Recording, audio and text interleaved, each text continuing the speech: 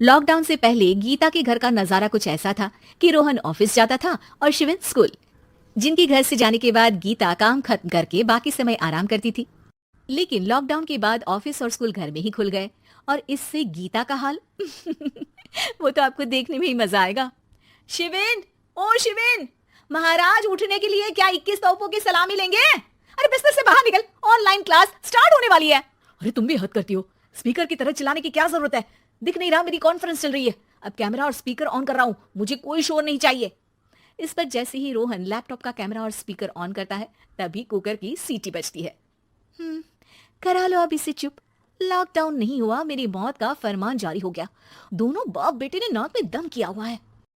ऐसा बोलकर गीता वहां से शिविन के कमरे में पहुंच जाती है, जहां शिविन अभी भी सो रहा होता है। ओ आलसी, अब अगर 5 मिनट में नहीं उठाना तो आज तेरा गेम और यूट्यूब कैंसिल। माँ की बात सुनकर शिविन बिना 1 मिनट गंवाए उठ खड़ा होता है। उठ गया, अभी नहाकर भी आता हूँ। ये नाटक कहीं और, मुंह पर गीला कपड़ा मार और पढ़ने बैठ।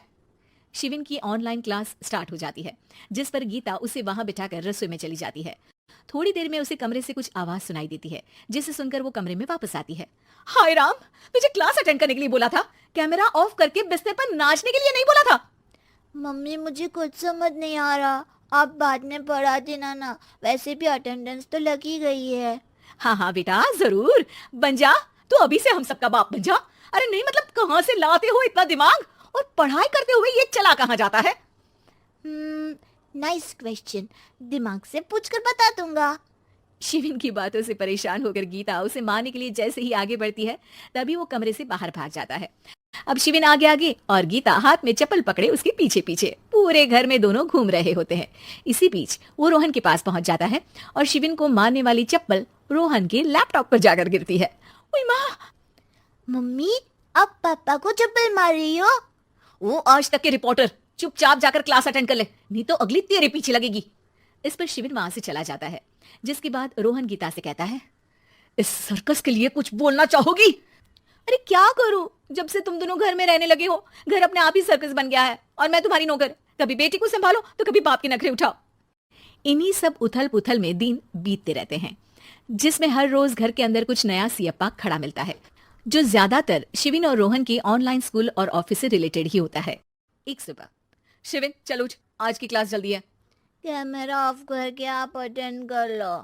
अरे ऐसे छितर पड़ेंगे, दादी नानी सब एक साथ याद आ जाएंगी। गीता की लाख मशक्कतों के बाद क्लास तो खत्म हो जाती है, लेकिन उसके बाद शिविन फोन इस्तेमाल करते हुए इंस्टाग्राम रील बनाने लगता है। रसोड़े में कौन था? तुम थी, मैं थी, कौन था? हाँ, मैं गरीब हूँ। अरे ओ गरीब के बेटे, आजा, मैं बनाती हूँ तुझे गरीब। मैं बताती हूँ रसोड़ी में कौन था। पढ़ाई करने बोलो तो इनकी माँ मर जाती है, और ये पागलपंतियां जितनी मर्जी करा लो। गीता शिविन को डांट रही होती है, तभी रोहन बीच में बोल पड़ता है। अरे बच्चा ही तो है, इतना गुस्सा क्यों कर रही हो? बेटे का साथ देने की इसी एक कोशिश में अब शिविन के साथ साथ रोहन भी गीता के गुस्से की सूली पर चढ़ जाता है। अगर बेटे पर इतना ही प्यार आ रहा है तो इसे क्लास अटेंड क्यों नहीं कराते, इसका होमवर्क क्यों नहीं कराते? उस समय तो बहुत जल्दी मीटिंग आ जाती है, वो काम मैं करूं और यहाँ इस बेफिजुली की चीज में तरफदारी करके बन जाओ महान। हे भगवान, कोई तो इनके ऑफिस और स्कूल खुलवाओ, मैं इन्हें और घर में नहीं सह सकती। अरे कुछ और मांग लेती, क्योंकि तुम्हारी ये विश इस साल तो पूरी होने से रही, कोरोना। हाय नास बेटे ने जिंदगी ही बर्बाद कर दी। खाए कोई पचाए कोई, कल मुझे चुन चुन कर सबको मेरी बद्दुआ लगेगी। उन्होंने दुनिया का और इन बाप बेटे दोनों ने मेरा जीना मुश्किल कर दिया। गीता वहां से चली जाती है, जिसके बाद रोहन शिविन से कहता है, अरे तुम्हारी मम्मी इतनी भड़की हुई क्यों है? आपकी वजह से पूरा समय घर में रहते हो और उस पर कोई काम कराने की जगह बस ऑर्डर देते रहते हो। अच्छा बेटे, सारा इल्जाम मुझ पर, पूरा दिन तो वो तुम पर ही चिल्लाती है। हाँ, मतलब दोनों का 50-50 है, कुछ करना पड़ेगा। वो कहते ना, make the best out of worst. I have an idea. वैसे तुम्हारी माँ सही कहती है, बहुत जुबान चलाने लगे हो, कम बोला करो।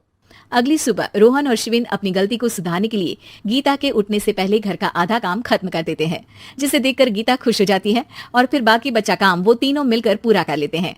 जिसके बाद अब वो सब मिल बांट कर हर काम में एक दूसरे की मदद करते हुए लॉकडाउन का मजा लेने लगते हैं।